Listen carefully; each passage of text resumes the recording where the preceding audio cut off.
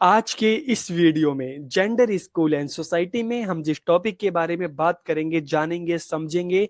Topic क्या है? Schooling of girls, लड़कियों की विद्यालय शिक्षा, जिसमें हम बात करेंगे असमानताओं की, प्रतिरोध की, इनइक्वालिटीज एंड रेजिस्टेंसेस। इस वीडियो में हम जानेंगे कि आखिर ऐसे क्या कारण है, ऐसे क्या रीजन है जिसके कारण आज भी हम देखते हैं कि हमारे देश की लाखों लड़कियां हैं स्कूल तक नहीं पहुंच पाती। अगर स्कूल जाती भी हैं तो बीच में अपनी स्कूल को छोड़ देती हैं। तो ऐसे क्या कारण है, इस वीडियो में हम इन पॉइंट्स पर बात करेंगे। तो वीडियो को पूरा देखिए, आखिरी तक देखिए और लास्ट में कमेंट करके जरूर बताइएगा कि वीडियो आपको कैसी लगी। तो वीडियो को हम शुरू करते हैं। आज का हमारा टॉपिक है schooling of girls, inequalities and resistances, की लड़कियों की विद्यालय शिक्षा, असमानताएं और प्रतिरोध। तो सबसे पहले हम बात करेंगे स्कूलिंग ऑफ गर्ल्स की, लड़कियों की विद्यालय शिक्षा, इसके क्या क्या बेनिफिट्स हैं, इसके क्या क्या फायदे हैं लड़कियों के लिए और इस देश के लिए, समाज के लिए, हम उसकी बात करेंगे।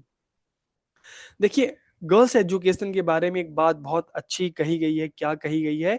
कि यदि आप एक आदमी को, एक लड़के को शिक्षित करते हैं तो आप केवल एक ही व्यक्ति को शिक्षित करते हैं, और यदि आप एक महिला को, एक लड़की को शिक्षित करते हैं तो आप पूरे परिवार को शिक्षित करते हैं। महिला सशक्तिकरण का अर्थ क्या है? भारत माता का सशक्तिकरण। कि अगर हम अपने देश में महिलाओं को पढ़ा रहे हैं, उनको अच्छी एजुकेशन दे रहे हैं, मतलब हम अपनी भारत माता को मजबूत कर रहे हैं, हम अपने देश को मजबूत कर रहे हैं। क्योंकि अगर हम मेल की तुलना में फीमेल को देखें तो घर के सदस्यों के साथ, बच्चों के साथ उनका टाइम ज्यादा बीतता है। तो इसलिए अगर आप एक महिला को पढ़ा रहे हैं, एक लड़की को पढ़ा रहे हैं, तो आप पूरे परिवार को पढ़ा रहे हैं। इसलिए महिला सशक्तिकरण का क्या अर्थ है? भारत माता का सशक्तिकरण, अपने देश की सेवा करना। ठीक है। इसके अलावा अगर एजुकेशन की लड़कियों के लिए क्या क्या फायदे हैं तो उसकी अगर हम बात करें, तो शिक्षा लड़कियों को अपने अधिकारों और कर्तव्यों के प्रति जागरूक बनाती है। महिलाओं को रोजगार के बेहतर अवसर प्राप्त होते हैं। कि जितनी अच्छी एजुकेशन जो है गर्ल्स हैं, वुमेन हैं, उनको प्राप्त होगी, ठीक है, उतना ही उनके लिए रोजगार के अच्छे अवसर प्राप्त होंगे। वे आत्मनिर्भर बनेंगी, उनको दूसरों पर निर्भर नहीं रहना पड़ेगा। और अगर दूसरों पर निर्भर नहीं रहना पड़ेगा तो क्या होगा? कि इससे जो गरीबी का चक्र है, ठीक है, वो टूटेगा। महिलाएं आर्थिक रूप से सक्षम होंगी, अपने निर्णय खुद ले पाएंगी। और educated women are able to curb population growth, की शिक्षित महिलाएं ही क्या है? जनसंख्या वृद्धि पर अंकुश लगाने में ज्यादा सक्षम होती हैं। इसके अलावा education enables girls to take decision regarding their lives, की शिक्षा लड़कियों को अपने जीवन से संबंधित निर्णय लेने में सक्षम बनाती है। इससे जो बाल विवाह है, चाइल्ड मैरिज है, उसमें कमी आती है। और एक एजुकेटेड जो गर्ल्स की अगर हम बात करें तो education provides girls with information about maternal and child health, कि शिक्षित लड़कियों को मातृ एवं शिशु स्वास्थ्य के बारे में ज़्यादा अच्छी जानकारी होती है, वो ज़्यादा अवेयर होती हैं। और इससे सुरक्षित गर्भधारण, शिशु मृत्यु दर में कमी होती है, स्वस्थ बच्चे पैदा होते हैं। इसके अलावा एजुकेशन प्रमोट जेंडर इक्वालिटी, की अच्छी एजुकेशन की अगर हम बात करें तो समाज में जेंडर इक्वालिटी, लैंगिक समानता को बढ़ावा देती है। शिक्षा लड़कियों को समाज के सभी पहलुओं में पूरी तरह से भाग लेने में सक्षम बनाती है। चाहे हम सांस्कृतिक दृष्टि की बात करें, सामाजिक दृष्टि की बात करें, आर्थिक दृष्टि की बात करें, राजनीतिक दृष्टि से बात करें, तो हर जगह एक एजुकेटेड जो वुमेन होती है, पढ़ी लिखी जो लड़कियां होती हैं, महिलाएं होती हैं, वो समाज के सभी क्षेत्रों में बढ़ चढ़कर भाग लेती हैं और समाज को आगे बढ़ाने की दिशा में अग्रसर होती हैं, काम करती हैं। शिक्षित महिलाओं की सामुदायिक और राजनीतिक प्रक्रियाओं में भाग लेने की अधिक संभावना होती है। ठीक है। और इससे क्या होगा कि अगर हमारे देश में महिलाएं, क्योंकि देखिए अगर हम अपने देश की पॉपुलेशन की बात करें तो लगभग आधी पॉपुलेशन महिलाओं की है। ठीक है। और ऐसे में अगर महिलाएं सामाजिक जो प्रक्रिया है, एक्टिविटीज है, उसमें पार्टिसिपेट करेंगी, राजनीतिक प्रक्रियाओं में भाग लेंगी, आर्थिक प्रक्रियाओं में जिसमें हम जॉब्स की बात करते हैं, बिजनेस की बात करते हैं, इन सभी क्षेत्रों में भाग लेंगी, तो उससे क्या होगा? देश आगे बढ़ेगा, देश दुगनी तेजी से आगे बढ़ेगा। और इससे आर्थिक विकास और समग्र समृद्धि को बढ़ावा मिलता है। ठीक है। तो ये तो सारे गर्ल्स एजुकेशन के फायदे हैं। क्योंकि हमारी पॉपुलेशन में अगर मान लो गर्ल्स को एजुकेशन नहीं दी जाएगी तो हमारी तो जो आधी पॉपुलेशन ही आगे बढ़ सकती है, हमारा देश तो बहुत पीछे चढ़ चला जाएगा। लेकिन अगर सभी लड़कियों को अच्छी एजुकेशन मिले लड़कों के साथ साथ, तो हमारा जो देश है दोगुनी गति से तरक्की करेगा। ठीक है। अब हम बात करते हैं inequalities and resistance in girls education की। लड़कियों की शिक्षा में असमानता और प्रतिरोध क्यों है, इसका कारण क्या है? तो इसके कुछ कारण कौन कौन से हैं? इशू ऑफ एक्सेस, पहुंच के मुद्दे, कि लड़कियां स्कूल तक पहुंच ही नहीं पाती। इशू ऑफ सोसाइटल एटीट्यूड, हमारे समाज का एक रूढ़िवादी दृष्टिकोण ऐसा है, ठीक है, कि वो लड़कियों को आगे बढ़ने ही नहीं देता। और इशू ऑफ रिटेंशन, कई बार स्कूल की तरफ से भी प्रॉब्लम होती है कि लड़कियां स्कूल में जाती हैं लेकिन उनको अच्छा अगर माहौल नहीं मिलता वहां पर, तो स्कूल को क्या करती हैं, कुछ टाइम तक स्कूल में रहती हैं, फिर स्कूल जाती हैं, नहीं जाती हैं, रुक रुक के जाती हैं और स्कूल को छोड़ देती हैं। और इशू ऑफ एक्सक्लूजन की, जो गर्ल्स हैं, लड़कियां हैं, उनकी फैमिली है, स्कूल को पूरी तरीके से जाते हैं, फिर स्कूल को छोड़ ही देते हैं, ठीक है। तो अलग अलग एक कारण है। अब इनके क्या क्या रीजन है, हम एक एक करके बात करते हैं।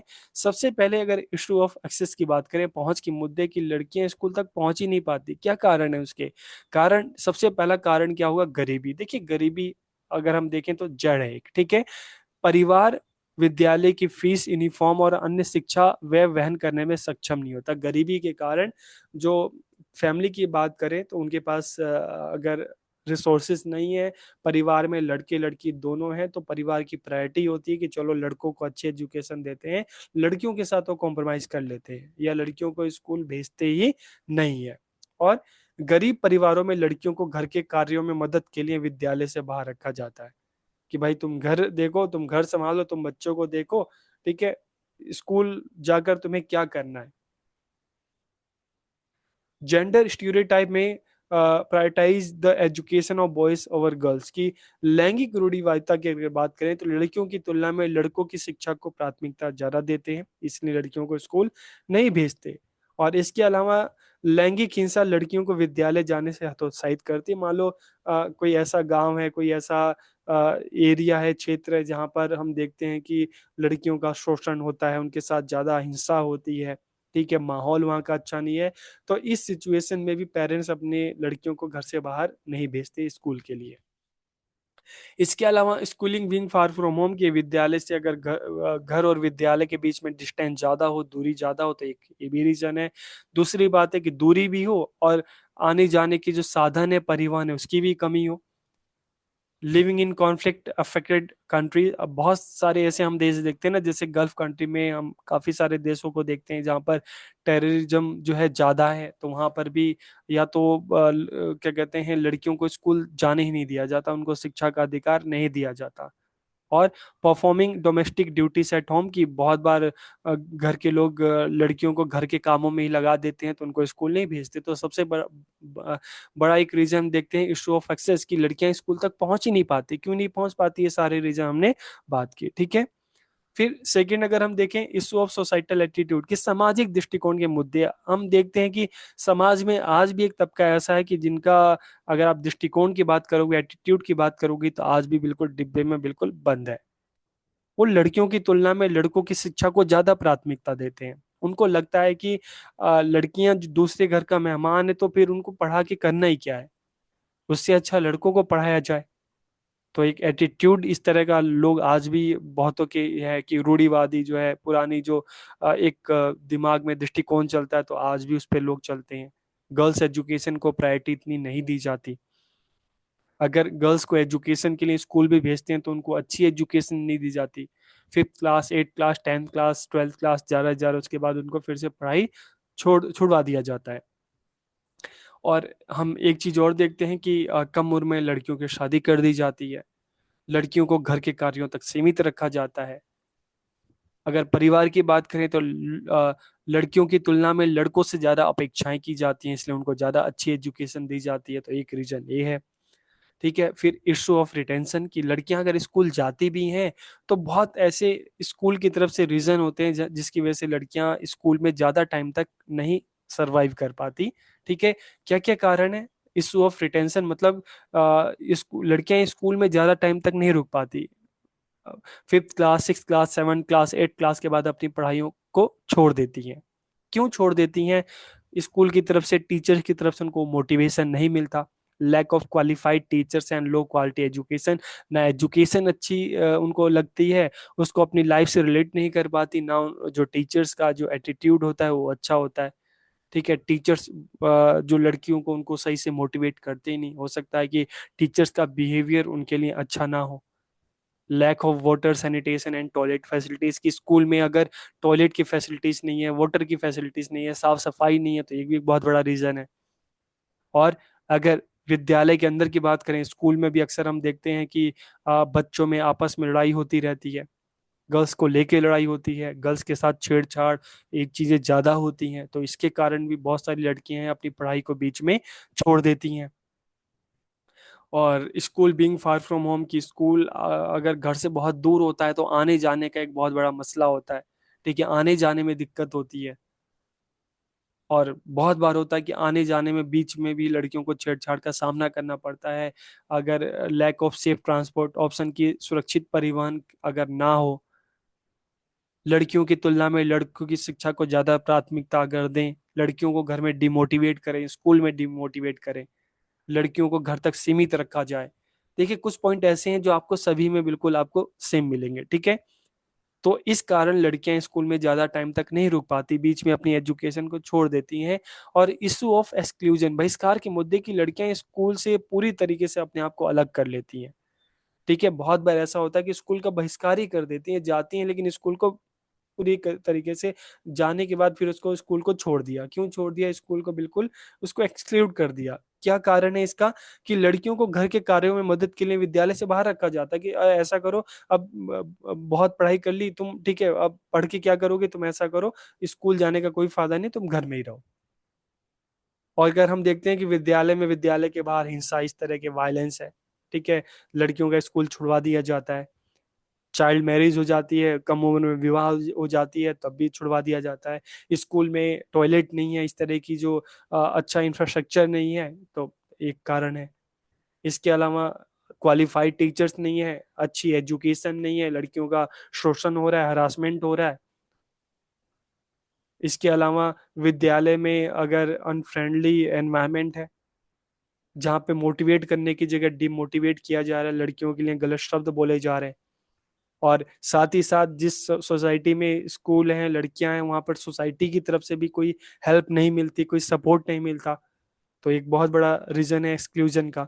तो ये अलग अलग रीजन है जिसकी वजह से लड़कियां स्कूल जा नहीं पाती, और जाती हैं तो ज्यादा टाइम तक स्कूल में रुक नहीं पाती। ठीक है, अब हम बात आती है कि how to support girls education, की लड़कियों की शिक्षा का समर्थन कैसे करें, सपोर्ट कैसे करें। तो देखिए, by giving girls a strong base, की लड़कियों को एक मजबूत आधार देकर, मजबूत आधार देकर मतलब फैमिली भी बच्चों को सपोर्ट करे, लड़कियों को स्कूल में जाए तो वहां पर टीचर्स भी सपोर्ट करें, मोटिवेट करें।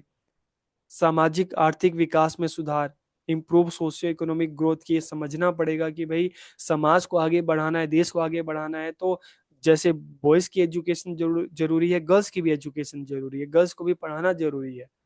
बाल विवाह को रोकना पड़ेगा, ताकि कम उम्र में लड़कियों की शादी ना हो, और लड़कियों को एक अच्छी एजुकेशन मिल सके। महिलाओं को भी राजनीतिक प्रक्रिया में ज्यादा से ज्यादा उनकी भागीदारी को बढ़ाना, जैसा हमारे कानून में किया गया है, संविधान में, कि 1/3 आरक्षण उनको मिला है। ठीक है, इलेक्शन की अगर हम बात करते हैं। इसके अलावा by reducing domestic and sexual violence, की घरेलू और यौन हिंसा को कम करके इसके लिए अच्छा कानून बनाया जाए, उसको सही से इम्प्लीमेंट किया जाए, अलग अलग लेवल पे, चाहे हम कानूनी स्तर की बात करते हैं, सामाजिक स्तर की बात करते हैं, परिवार की, समाज की, पुलिस वालों की, सरकार की, हर क्षेत्र में हर स्तर पर जवाबदेही सबकी होनी चाहिए। समुदायों के साथ एक अच्छा संवाद बनाकर, कि भाई अपने आप अपने जो आपके कम्युनिटी में जो गर्ल्स हैं उनको नहीं रखो घर तक, उनको बाहर लाओ, उनको स्कूल भेजो। इसके अलावा बालिकाओं को आत्मनिर्भर बनाकर, ठीक है, कुछ कारण है जिसके द्वारा गर्ल्स एजुकेशन को जो है सपोर्ट किया जा सकता है। तो वीडियो आपको कैसा लगा कमेंट करके जरूर बताइए। आप सबका बहुत बहुत धन्यवाद।